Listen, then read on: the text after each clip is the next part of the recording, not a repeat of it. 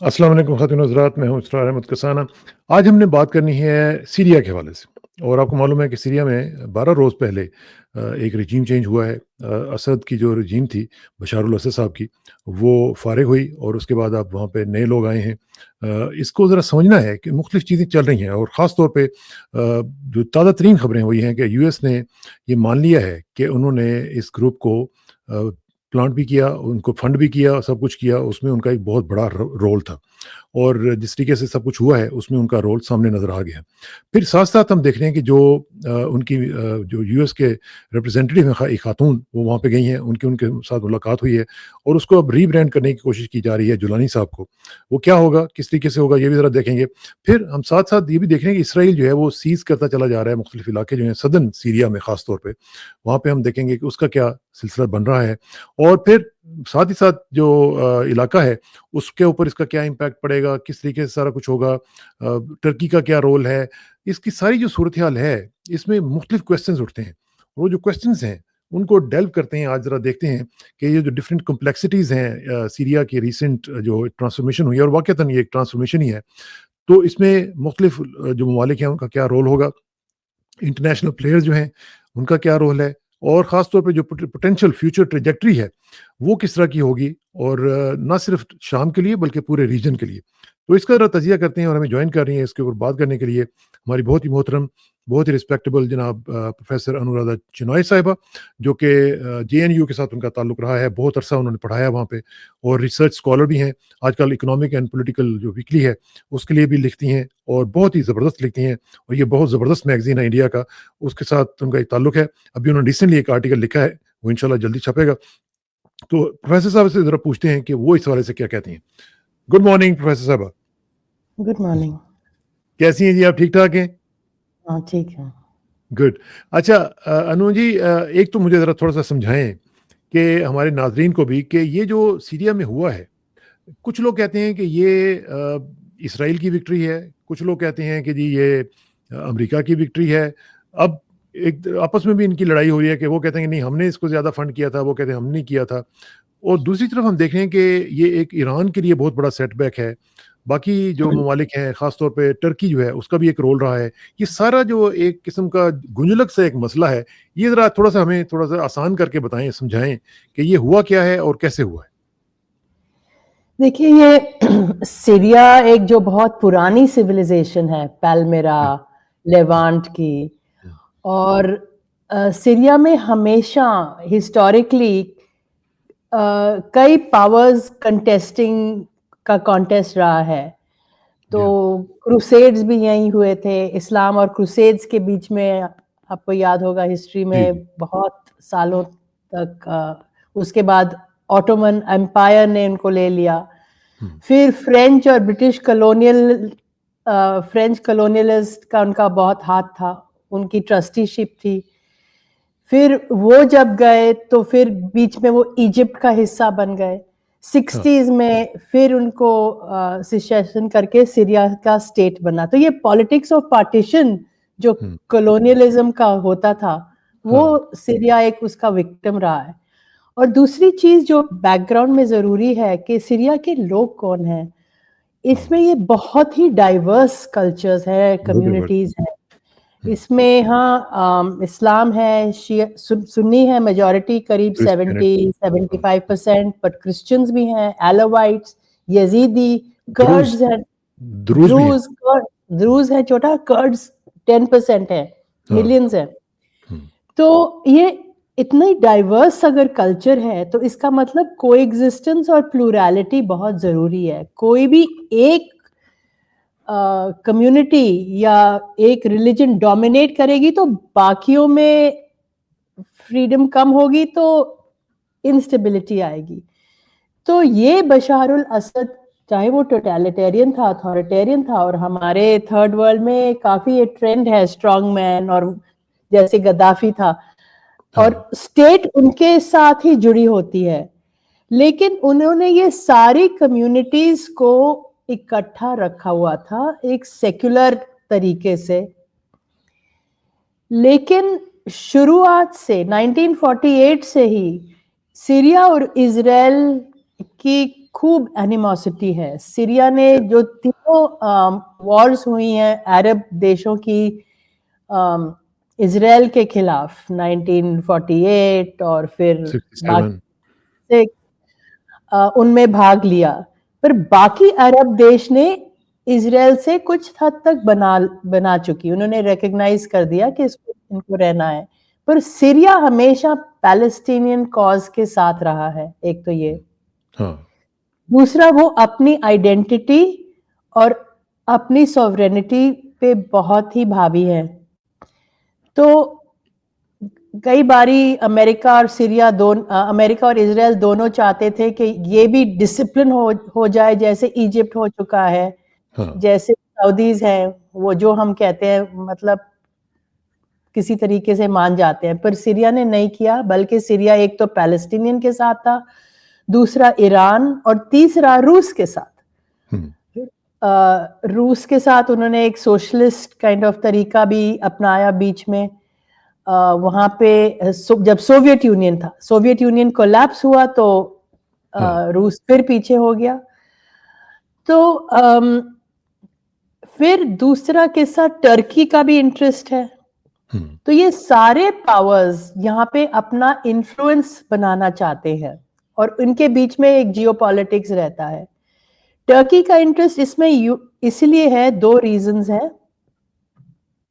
एक तो जो कर्ड्स हैं, कुर्द, जी हाँ वो ये सारे इलाकों में मिलियंस के उनके पॉपुलेशन में मास में फैली हुई है। टर्की, इराक, ईरान और खासकर सीरिया और टर्की। सीरिया में हाँ और कर्ड्स का एक मूवमेंट था ऑटोनॉमी के लिए टर्की में, और वो चाहते हैं कि अपने राइट्स हो। टर्की उनको रिकॉग्नाइज भी नहीं करता, उनके ऑर्गेनाइजेशन को टेररिस्ट मानता है, उनके लीडर ओचलान को सॉलिटरी कन्फाइनमेंट में इतने सालों से रखा है, और सीरिया में कर्ड्स को वो कंट्रोल करना चाहता है, क्योंकि वो सोचते हैं टर्की कि अगर कर्डिस्तान बन जाए तो उनपे असर पड़ेगा। तो ये सारे प्लेयर्स हैं आउटसाइड, और इंटरनल जो है, एक तो जो असद के फादर, फिर असद की रिजीम है, उसमें कमजोरियां हैं। तो जब अरब जैसे 2003 में एक जनरल है यूनाइटेड स्टेट्स के, जी जनरल वेस्ली क्लार्क, उन्होंने किताब लिखी। सात उन्होंने कंट्रीज का उन्होंने कहा 7 कंट्रीज, हम पेंटागन ने, उनके ऑफिशियल्स ने उनको बताया है कि 7 देश मिडिल ईस्ट के, उन पे हम रिजीम चेंज जरूर करेंगे। और वो कौन है? सबसे नंबर 1 सीरिया, फिर इराक, फिर Lebanon, Libya, Somalia, Sudan, Iran. तो आप देखेंगे लिबिया में हो गया है, लेबनान काफी हद तक गिर चुका है, उन पे कितनी अटैक हुई है। इराक में 2003 में रिजीम चेंज हुआ था बिना मतलब के, फॉल्स क्लेम्स लेके कि ये वेपन्स ऑफ मास डिस्ट्रक्शंस हैं, जो निकले नहीं, उसका कोई अकाउंटेबिलिटी किसी ने ली। तो अब सीरिया, दूसरा एक अरब स्प्रिंग हुआ था, डेमोक्रेसी मूवमेंट। ये भी सही बात है कि ये सारे देशों में जो ऑपोजिशन है, उनको हमारे जो ये डिक्टेटर्स हैं थर्ड वर्ल्ड के, वो रहने नहीं देते। आप देखेंगे पाकिस्तान में जैसे बंद है, तो वैसे ही सीरिया में रिप्रेशन हुई है ऑपोजिशन की 2011 में, जब एक डेमोक्रेसी मूवमेंट, अरब स्प्रिंग जिसे कहते हैं, और सीरिया में खासकर एक स्ट्रॉन्ग अरब स्प्रिंग था। तो एक तरफ तो ये जो अरब स्प्रिंग हुआ, तो सीरिया ने इनको बंद करा, एक सिविल वॉर की तरह एक शुरू हो गया, जिसे हम डर्टी वॉर कहते हैं, क्योंकि अमेरिका ने बोला इराक के बाद इनके पास केमिकल वेपन्स हैं, इन्होंने केमिकल वेपन्स यूज करे हैं, जो सही नहीं निकला। अगर आप मैक्स ब्लूमेंथॉल या सिमोर हर्श की रिपोर्ट्स देखें, वो कह रहे हैं ये जैसे इराक में था, ये एक डिमोनाइजेशन था। लेकिन 2011 में आप देखेंगे 2 चीजें।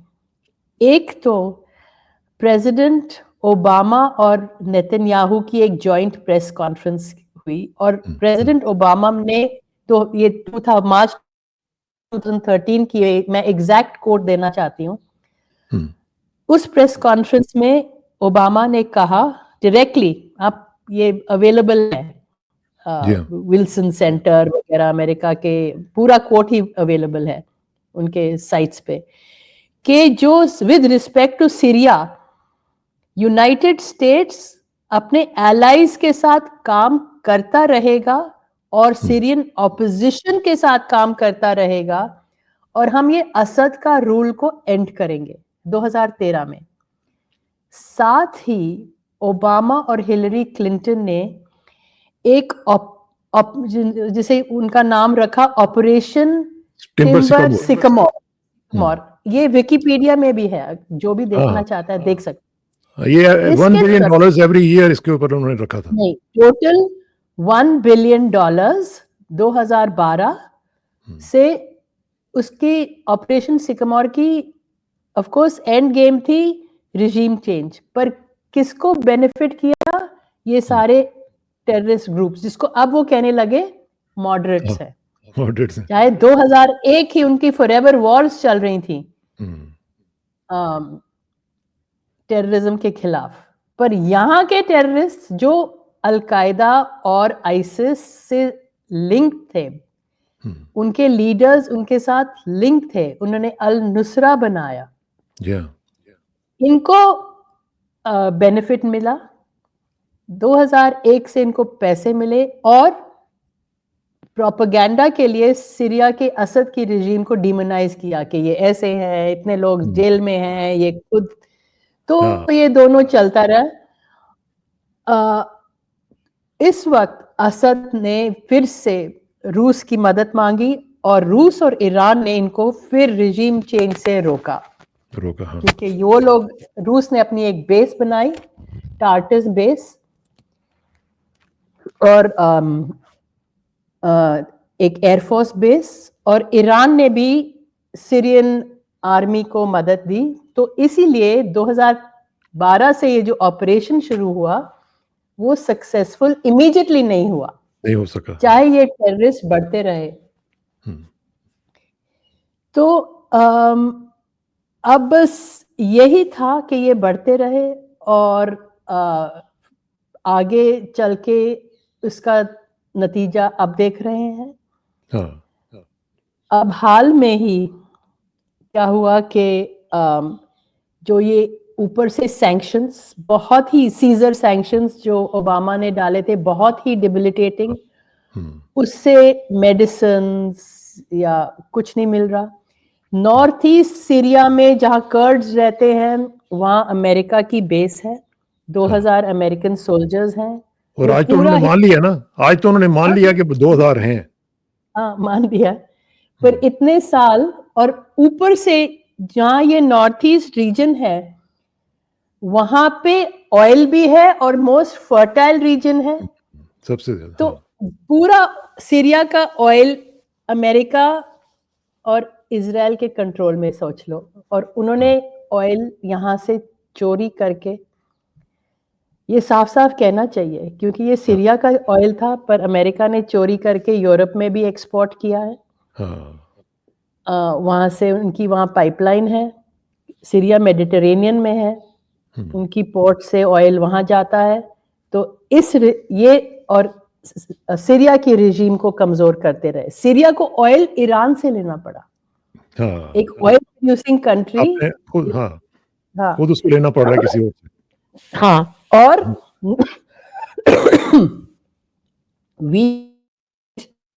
रशिया से आता था, वो डिपेंडेंट थे।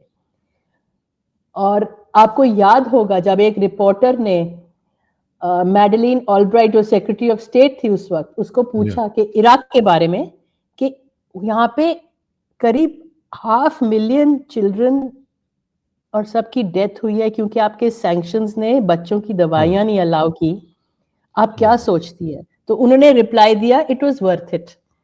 अंदाजा लगाएं। तो ये हालत है, अंदाजन ये ठीक है। तो ये हालत है इन देशों की कि ये इन्होंने कैसे इन पे दबाव डाला हुआ है। अगर आप माने, आपको बल्कि दिखाता हूँ, ये टेलीग्राफ की एक रिपोर्ट जो है मैं आपको दिखाता हूँ कि आज तो अब तो इन्होंने मान लिया ना। ये देखें, ये टेलीग्राफ क्या कह रहा है कि US Syrian rebel group to help topple Bashar al Assad. fighters funded and trained by American and Britain tell the Telegraph that they had advance warning regime would be overthrown. अब ये जो है ये कन्फेशन है कि जी ये सब कुछ ये खुद कर रहे थे, पहले ये मान नहीं रहे थे, अब तो ये खुद कह रहे हैं कि जी हमने उनको सारा कुछ फंड किया, इसराइल ने मान लिया, उनकी आईडीएफ के जो हेड हैं उन्होंने कहा कि हमने उनको फंड किया। तो ये फिर हुआ कैसे? यानी एक बंद जिस तरह अभी आप कह रही थी कि वो अलकायदा के साथ उसका ताल्लुक था, अब वो उसको रीब्रांड कर रहे हैं, अब उसको कह रहे हैं कि ये बड़ा मॉडरेट और प्रैग्मेटिस्ट है। तो इस तरह मतलब जब सूट करेगा तो ये इनके सारे उसूल चेंज हो जाते हैं और जब नहीं करता तो फिर वो सारे टेररिस्ट हो जाते हैं। बिल्कुल, यही तो है जो उन देखिए ये बहुत पुरानी चीज़ है। आइज़नहावर ने जब लैटिन अमेरिका में एक रिजीम के बाद दूसरी डेमोक्रेटिक रिजीम को निकारा, हाँ, सैंडिनिस्टास, निकारागुआ, एक-एक करके, हाँ, उस वक़्त किसी ने बोला कि ये तो जो जिसको डाला है ये नया डिक्टेटर ये तो बहुत ही हद का खराब है। तो आइज़नहावर ने सीधा कह दिया, ये 1953 की बात है, हाँ, कि he may be a bastard but he is our bastard.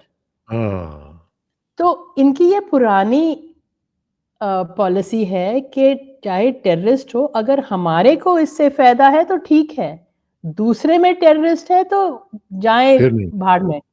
हाँ, हाँ। तो और अब तो ये बल्कि आपने पॉलिसी लैटिन अमेरिका की बात की है, तो आज तो ट्रंप ने भी कह दिया, पैनामा कनाल का भी उसने कह दिया कि हम सोचेंगे उसको कॉलोनाइज़ करने के हवाले से, और बाकी जो चीज़ें हैं वो भी, और मेक्सिको को भी हम इन्वेड कर सकते हैं। तो ये तो कहीं फिर हम नया नियो कॉलोनिज़्म की तरफ बढ़ रहे हैं हम। ये तो पूरा नियो कॉलोनियलिज्म है। उन्होंने ये भी कह दिया था कि कनाडा पे हम 100% टैरिफ लगा सकते हैं। जी, जी। तो अब तो बल्कि कनाडा उन्होंने को भी ट्वीट नहीं किया ना, सोचा। अब तो ट्वीट किया कि हाँ, कनाडा को 51st स्टेट बन जाना चाहिए अमेरिका की। हाँ। तो ये इनकी इंटरनल फॉरेन पॉलिसी रही है। और सीरिया में अगर देश अंदर से कोई कमजोरी हो और हुँ, बाहर से इतना प्रेशर हो तो रिजीम चेंज तो होगा ही। हाँ, और बार बार ये उनकी पुरानी पॉलिसी है, सैंक्शंस, डॉलर, उनकी प्रेस और रिजीम चेंज और अपना फायदा। तो ये हुँ, फायदा इजराइल का हुआ क्योंकि इजराइल उनका खास एलाय है उस देश उस खाड़ी के इलाके में, मिडल ईस्ट, नॉर्थ अफ्रीका में। उससे अमेरिका का ये फायदा है कि उनकी हेजमनी बढ़ती है, उनकी जो ग्लोबल हेजमनी है वो हुँ, आर्म्स बेच सकते हैं सब जगह। और इजराइल वहां की जमीन और लेना चाहता है क्योंकि हुँ। जैसे ये जोलानी जो हाँ, जिसने अब अपना नाम बदला है अल-शारा शरा कह हाँ, के, हाँ, उसने हाँ। अपने को वेस्टर्न प्रेस के साथ रिकंस्ट्रक्ट किया है, जी हाँ, जी हाँ। रीमॉडल किया है, रिकास्ट मॉडरेट के जैसे, हाँ, प्रैग्मैटिस्ट। हाँ। तो तो और ये सब दुनिया की सबसे वेल फंडेड इंसर्जेंसी रही है, हाँ, सबसे। कि इतना फंड्स किसी इंसर्जेंसी के पास नहीं रहा है क्योंकि सीरिया के गिरने से अब नेक्स्ट टारगेट ईरान रहेगा। हुँ। बिल्कुल सही लेबनान में बात। हिजबुल्लाह का तो इन्होंने काफी डिमोलिश किया है, चाहे वो कोशिश करेंगे पर उनकी पूरी लीडरशिप को मर्डर हाँ, किया है। तो ये ईरान और के लिए कितना बड़ा सेटबैक है अनु जी? काफी सेटबैक है, पर ईरान कोई इराक और सीरिया ना लेबनान ना लिबिया नहीं है, ये याद हाँ, रखना चाहिए। हाँ, ईरान की कैपेबिलिटी है। मैं एक दफ़ा वहाँ गई थी। हुँ, वो बहुत ऑर्गेनाइज़्ड हैं, उनकी आर्मी बहुत अच्छी है। ठीक है, उन्होंने अपना न्यूक्लियर प्रोग्राम बंद किया था क्योंकि वो एक बहुत लॉ अबाइडिंग कंट्री है। हाँ, अमेरिका ने ये बहुत प्रोपेगेंडा किया हुआ है कि भई ये हिजाब पहनते हैं, ये विमेन हाँ, को ऑप्रेस करते हैं, ये डिक्टेटरशिप है। पर वहाँ का प्रेसिडेंट और इंग्लैंड का भी तो एक किंग है। किंग वहाँ है, पे हाँ, अगर बिल्कुल। और बाकी तो डेमोक्रेसी है, वहाँ पे इलेक्शंस होते हैं, कोर्ट्स हैं, इंस्टीट्यूशंस हैं। और दूसरा वो एक ब्रिक्स का एक मेंबर है। रूस हाँ, और चीन के साथ उनकी लॉन्ग टर्म स्ट्रेटेजिक अलायंस है। हुँ, और ईरान का इंटरेस्ट अब एक तो ब्रिक्स के साथ है, मेनली रूस, चाइना और इंडिया के साथ भी बहुत अच्छे रिलेशंस हैं। एक जो नॉर्थ साउथ बॉर्डर कॉरिडोर है, इंस्टेक, हाँ, हाँ, इंडिया से ईरान और सेंट पीटर्सबर्ग तक, वहां पे 20 साल से इंडिया का काम हो रहा है। वहां की चाबहार पोर्ट इंडिया ने मैनेज करते हैं। तो ईरान का इंटरेस्ट ग्लोबल है, सिर्फ मिडिल। और हाल में चीन ने सऊदी अरेबिया और ईरान के साथ एक कॉन्फिडेंस बिल्डिंग और दोस्ती भी शुरू की है। तो वेस्ट एशियन देश जो हैं, अरब देश, वो भी बैलेंस कर रहे हैं कि ईरान एक एनिमी नहीं होना चाहिए, क्योंकि बार बार अमेरिका और इजराइल बहुत इंटरवीन कर रहे हैं। क्योंकि क्या हुआ, जैसे ही अल-शारा ने या जुलानी ने रिजीम चेंज की, पहली चीज, 3 चीजें हुई। जी, एक तो इजराइल ने 612 बॉम्बिंग की बहुत, हाँ, इंडिया में, सारे डिफेंस कैपेबिलिटी वहां की उन्होंने सारी की सारी, रबल एयरफोर्स बना सारी की दी। हुँ, अमेरिका ने 100 सॉटीज भेजी बॉम्बिंग हाँ, की, तो दोनों ने इकट्ठा सीरिया की सारी कैपेबिलिटीज खत्म कर दी। दूसरी बात, नेतन्याहू खुद गोलन हाइट्स में गया, जहां हाँ, उन्होंने काफी ज्यादा हद तक टेरिटरी और ली है, और टेरिटरी ले रहे हैं, और वहां से उसने बोला कि हम विक्टोरियस हैं। और दूसरी बात उसने बोला, उसका कोट मेरे पास है, कि मेरा जो सपना है ग्रेटर इजराइल का, हाँ, वो अब पूरा हो जाएगा। मतलब हमारे बॉर्डर्स एक्सटेंड होते जाएंगे, और इसमें इजिप्ट वगैरह का भी उनका ड्रीम ये है। ग्रेटर इजराइल जो बाइबल से वो लेते हैं, जो जी, जी, जी, इजराइल उनके सपनों में, मतलब एस्कैटोलॉजिकल जिसे हम कहते हैं अंग्रेजी में, हाँ, इनके बाइबल वगैरह से होते हैं, अपने उनके जो भी बाइबल नहीं, उसके भी पहले तोरा तोरा, से उनकी जो किताब है तोरा जो है, उनकी जो किताब है, जिसमें इमेजिन किया था कि ये इजराइल है, जो जी, असली तोरा में था। कभी भी नहीं हुआ था। हुँ, तो फिर, और तीसरी बात उसने ये कही, ये प्रेस कॉन्फ्रेंस बहुत इंपॉर्टेंट थी गोलन हाइट्स की। तीसरी बात उसमें नेतन्याहू ने ये कही है कि सीरिया में वही रिजीम और वैसा ही होगा जो इजराइल डिटरमिन करेगी। तो अब सीरिया पूरा इजराइल का हिस्सा होगा। और ये भी हुआ, जैसे ये सब हुआ, सबने सोचा कि रशिया और ईरान सीरिया के इंटरेस्ट में अपनी आर्मी एयरफोर्स लगाया। 1-2 दिन ने तो रशिया ने जरूर बॉम्बिंग की, पर उसके बाद उन्होंने एक डिसीजन ली कि हम यहां से हट रहे हैं, और जो भी नया पावर ब्रोकर है उसके साथ बातचीत करके देखेंगे कि हमारी हाँ, बेस यहाँ रहे या नहीं। अगर असद नहीं रहा, असद को मॉस्को ले गए, वहां एग्जाइल में है। और दोनों ईरान और रशिया सीरिया से हट गए, जिससे वेस्टर्न प्रेस और अमेरिका और इजराइल ने कहा कि ये हमारी विक्ट्री है, क्योंकि ये दोनों जियोपॉलिटिकल एक्टर्स, बिग पावर्स यहाँ से हट गए। लेकिन इसमें अनु जी एक चीज़ असद, मुझे बताएँ कि इसमें ख़ास तौर पे जिस तरह आपने कहा कि वो हट गए, ये जिस तरह तरीके से वो हटे हैं, यानी इतना पीसफुली कोई उन्होंने विथड्रॉल ऐसे कभी नहीं हुआ जिस तरह उन्होंने किया है। सीरिया में से ईरान भी आराम से निकल गया, रशिया भी आराम से निकल गया। क्या ये किसी डील का बिल्कुल नतीजा था या क्या हुआ कुछ? बिल्कुल बिल्कुल। वेस्टर्न देश यहाँ रशिया और ईरान का एक ट्रैप बनाना चाह रहे थे कि ये एक नया अफगानिस्तान बन जाए या एक नया वियतनाम बन जाए। और जैसे अमेरिका हटे अफगानिस्तान में, सबको याद है कि हाँ, कैसे प्लेन में भागे अपने सारे वेपन्स और इक्विपमेंट बिल्कुल, लेके। बिल्कुल। लोग हाँ, प्लेन से गिर रहे थे जब रनवे हाँ, से निकला। बिल्कुल, बिल्कुल, बिल्कुल। रशिया ने वो देख लिया कि ये चाहते हैं, और उन्होंने आराम से विड्रॉ कर लिया। और वो कहाँ जा रहे हैं? अल्जीरिया ने बोला और लिबिया ने बोला आप यहाँ बेस बना लीजिए, यहाँ एंटी कॉलोनियल मूवमेंट्स चल रही हैं, हाँ, हम वेस्टर्न कॉलोनियलिज्म। तो रूस के बहुत ऑप्शंस हैं, और उन्होंने सीरिया को छोड़ा ही नहीं, उन्होंने जो नए ग्रुप्स हैं उसमें उज़्बेक है, चेचन है, टाटर्स है, हाँ, पाकिस्तानी है, सारे जो पूरे उस इलाके के टेररिस्ट्स वो सारे जोलानी के ग्रुप में 37 ग्रुप्स हैं। तो अच्छा। ये नहीं समझ 37 मिलिटेंट ग्रुप्स का वो लीडर है। हाँ, चाहे वो एक बहुत रूथलेस लीडर है और अब वो अपने आप को प्रैग्मेटिस्ट और मॉडरेट कहला रहा है, पर उसने हाँ, बहुत बिहेडिंग करी है, सिर काटे हैं और लोगों से कहा है अभी चुप रहो फिर देखेंगे। हाँ, और हाँ। उसने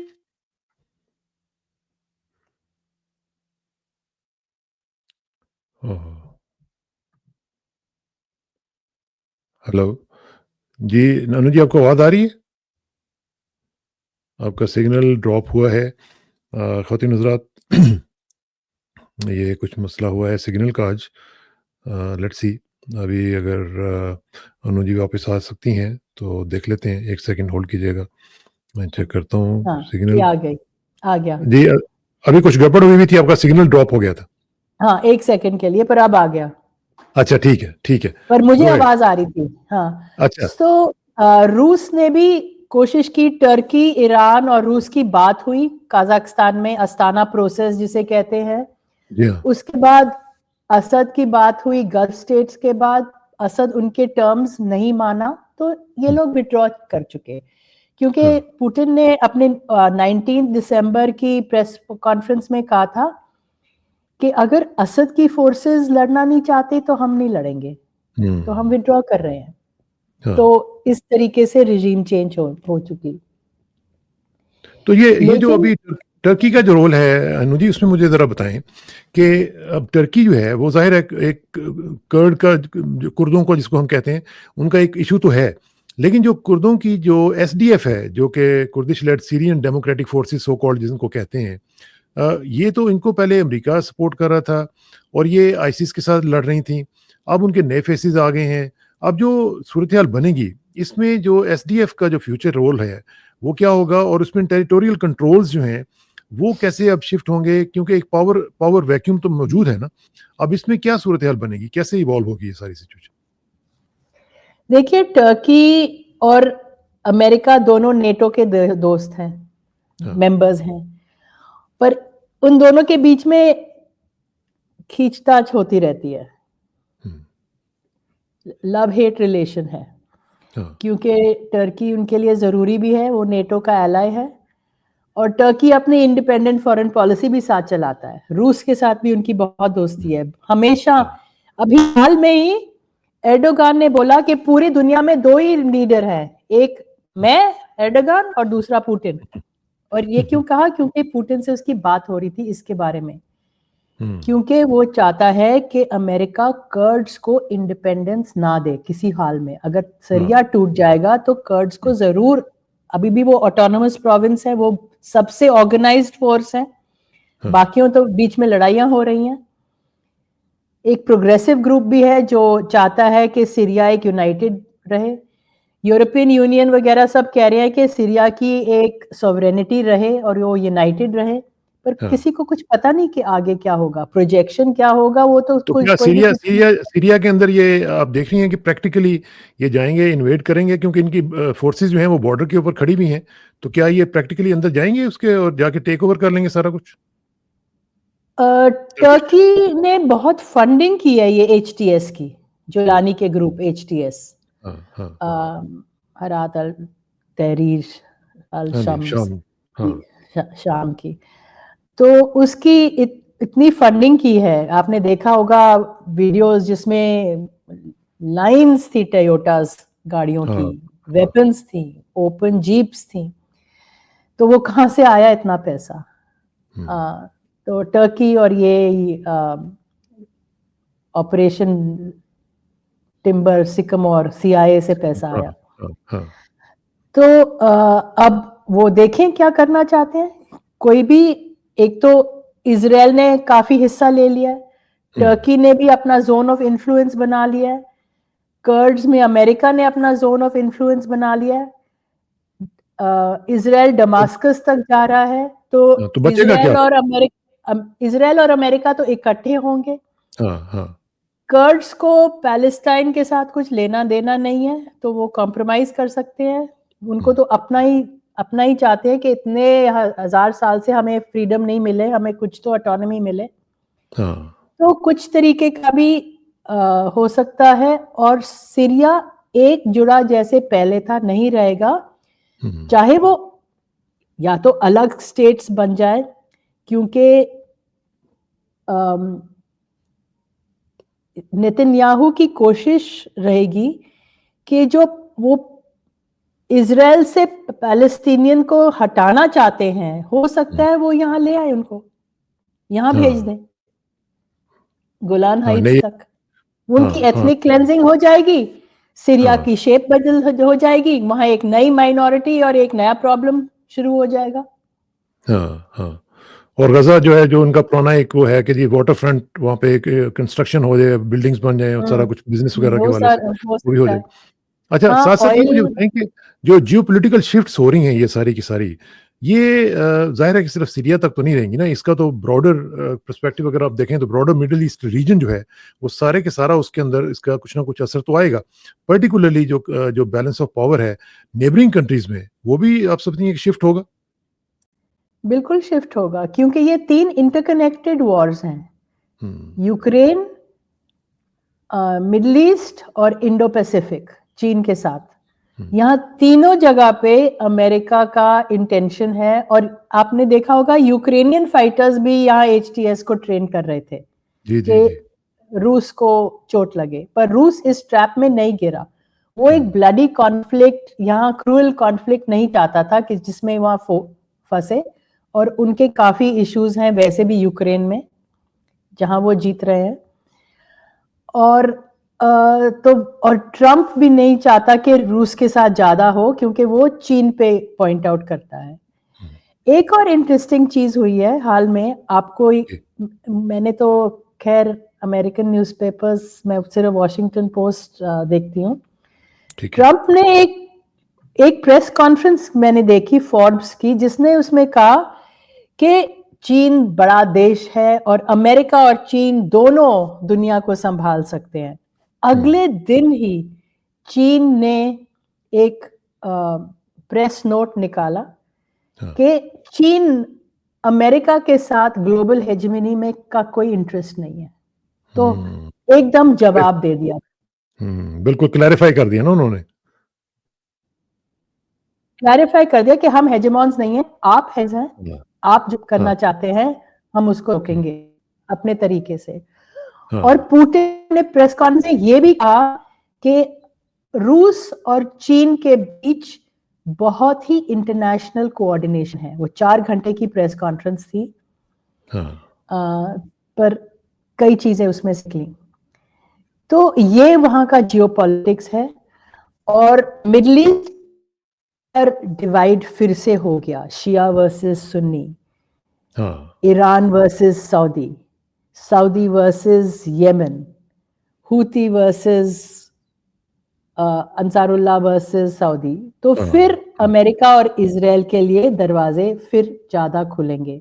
खुल गए। लेकिन अगर वो एक इंडिपेंडेंट फॉरेन पॉलिसी बनाए, ब्रिक्स और चीन और रूस और वगैरह के साथ दोस्ती करें, अगर उनको कोई ओपनिंग ना दें, तब हुँ, वहां पे स्टेबिलिटी बन सकती है।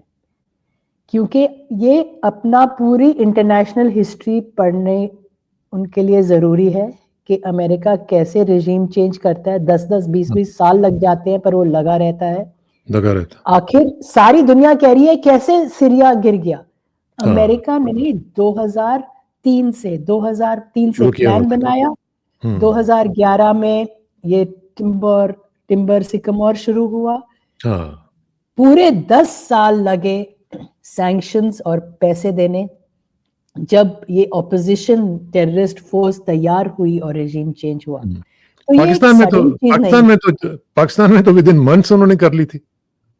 नहीं, क्योंकि पुरानी तैयारी है ना, हाँ, पुरानी तैयारी है जहां आर्मी उनके साथ एसोसिएटेड है।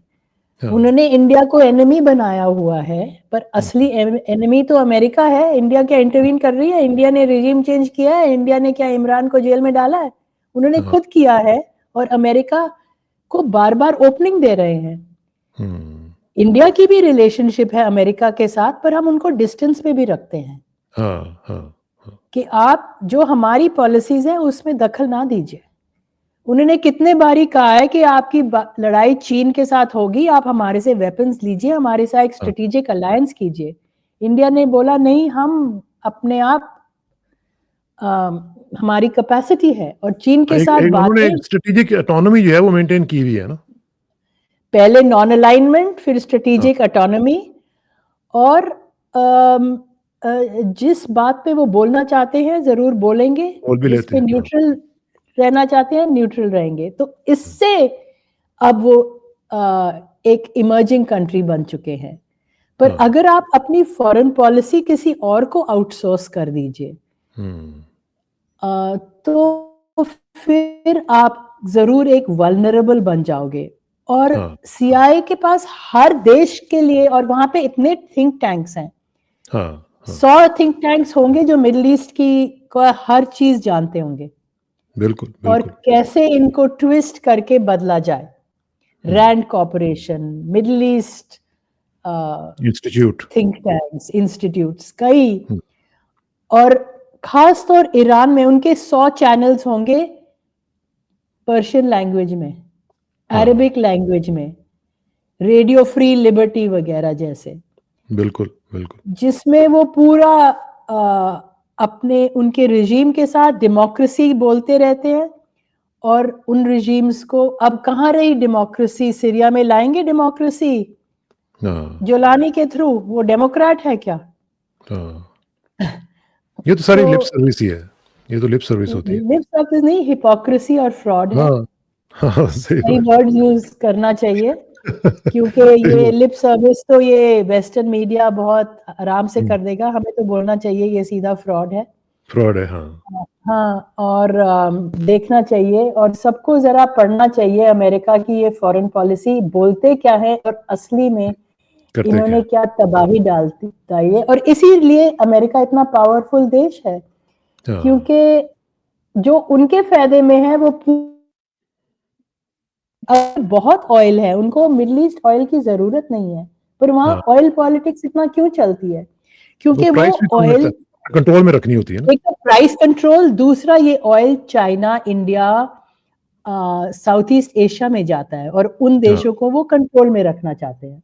बिल्कुल। और इसीलिए रूस से उनसे बहुत ही नफरत है, क्योंकि रूस ने ये सारी चीजें कब में कुछ हद तक स्टॉप किया हुआ है। उनके पास भी ऑयल है, वो 4th लार्जेस्ट ऑयल प्रोड्यूसर है। आप यहाँ पे ऑयल बंद करेंगे हम दे देंगे। चाइना और रूस के बीच में डायरेक्ट 3 ऑयल पाइपलाइंस हैं। तो इसीलिए ये मल्टीपोलैरिटी यहाँ पे हो रही है, जो कुछ हद तक, ज्यादा नहीं, अमेरिकन यूनिपोलैरिटी को चैलेंज कर रही है। चाहे मल्टीपोलैरिटी का मतलब ही ये है कि आप भी रहे हम भी रहे, एक दुनिया बहुत डाइवर्स है, सबके लिए यहाँ जगह है। यहाँ युद्ध के साथ आप दूसरे देशों को ना कंट्रोल करें, ना अपने डॉलर्स के साथ, सब देशों को बने रहे, ट्रेड के थ्रू फेयर ट्रेड करें इत्यादि। सही बात। चलें, बहुत बहुत शुक्रिया अनु जी, आज बहुत हमने लर्न किया आपसे और फिर इंशाल्लाह आपसे जल्दी मुलाकात होगी। Thank you very much for your time जी। Thank you very much. खुदा हाफिज़। Thank you.